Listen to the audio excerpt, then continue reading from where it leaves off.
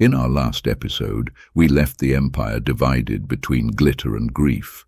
In Istanbul, marble palaces rose on the Bosphorus, railways cut through the city, and ministries gleamed with the promise of reform. But in the provinces, it was another story. Crete erupted in revolt, Bosnia starved under famine, and Arabia slipped further from the Sultan's grasp. The Ottoman center dazzled, but its edges burned. Now, as the empire strained to hold its provinces, a new shadow stretched across Europe. In Prussia, Otto von Bismarck forged victories that reshaped the continent. And from Berlin to Istanbul, a quiet courtship began, engineers, officers and envoys offering respect instead of condescension. For the first time in decades, the Ottomans glimpsed a European power that came not to scold or demand, but to listen. This is road to destruction, the world wars. Prussia was not yet Germany, but already Otto von Bismarck was reshaping Europe. In 1864, Prussia and Austria humbled Denmark. In 1866, Prussia defeated Austria at Königgrätz. This rising power, still without colonies or Mediterranean interests, began sending signals east.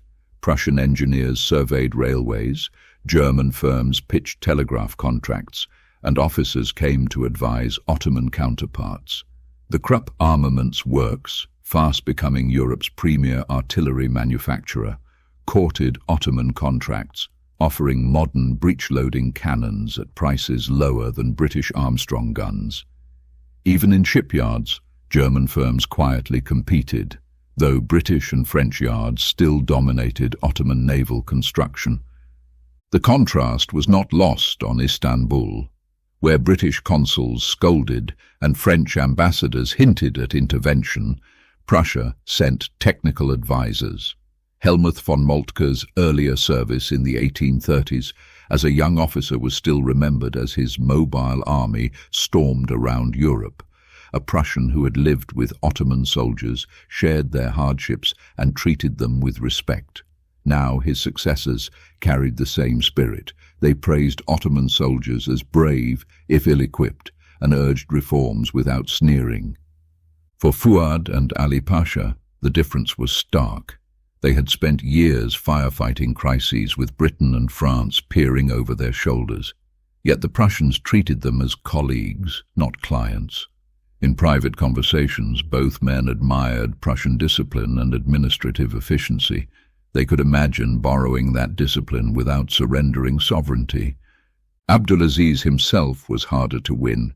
He was dazzled by ships and palaces, less by drill books and rail surveys. Yet even he noticed the difference. When Prussian envoys addressed him, they spoke of partnership, not oversight. They sought trade and contracts, not territories or protectorates. And most importantly, unlike Britain, France and Russia, Prussia had no conflicting ambitions in the Ottoman sphere. No ports, no colonies, no orthodox protections, just respect and a promise of mutual advantage. Meanwhile, in the Balkans, the old vultures circled. Russia pressed its pan-Slavic ambitions, dreaming of protectorates stretching to the Aegean. Austria, humbled in Germany and Italy, turned south after 1867, eyeing Bosnia and Serbia as its new sphere. For the Ottomans, it was a vice. Russia from the east, Austria from the north.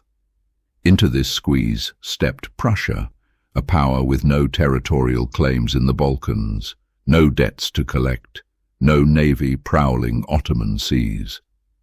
For the first time in decades, a European power appeared not as a predator, but as a partner. Yet beneath that courtesy lay the seed of even more dependency, a friendship that in time would bind the empire's fate to Berlin's ambitions. It was, in hindsight, a subtle but profound shift. While Britain and France strangled the empire with loans, and Russia fanned unrest in the Balkans, Prussia extended a quieter hand.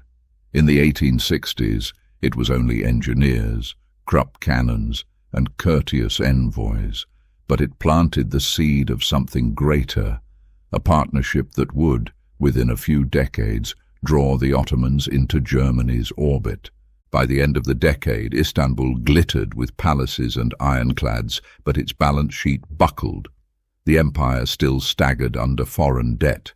And just as Prussia rose, the last great Ottoman statesmen, Fuad and Ali Pasha, began to fade. Without them, the empire would be left with a sultan more isolated, erratic, and vulnerable than ever. In our next episode, The Panic Years, the guardrails vanish. Fuad Pasha dies in 1869, Ali Pasha in 1871. Corruption spreads, censorship tightens, and Abdulaziz begins to look north, toward Russia, for friendship. The empire lurches into crisis, and the noose of debt begins to tighten. This is Road to Destruction, the World Wars.